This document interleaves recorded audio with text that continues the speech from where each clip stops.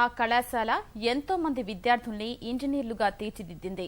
కళాశాలలో చదువుకున్న విద్యార్థులు కొంతమంది ఉన్నత స్థాయిలో ఉండగా మరికొంతమంది దేశ విదేశాల్లో స్థిరపడ్డారు.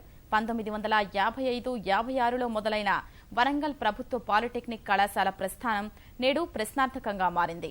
భవనాలు శిథిలావస్థకు చేరుకోవడం సహా కనీస సదుపాయాల లేమితో విద్యార్థులు తీవ్ర ఇబ్బంది పడుతున్నారు.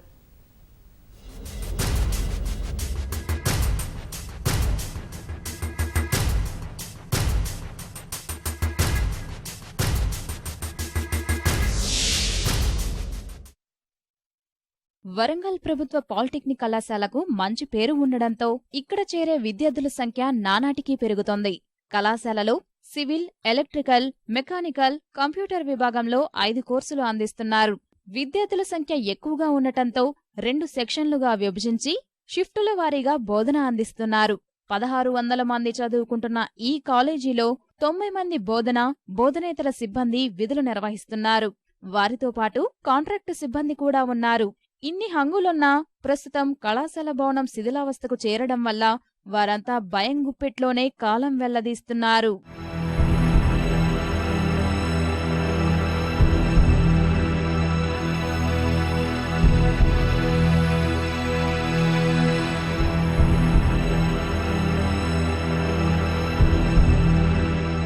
కళాశాలలో కనీస మౌలిక సదుపాయాలు లేక విద్యార్థులు తీవ్ర ఇబ్బందులు పడుతున్నారు. ఉన్నత విద్యనభ్యసించాలని ఆశపడి కళాశాలలో చేరిన విద్యార్థులు పెచ్చులూడుతున్న తరగతి గదుల్లో బిక్కుబిక్కుమంటూ చదువుతున్నారు.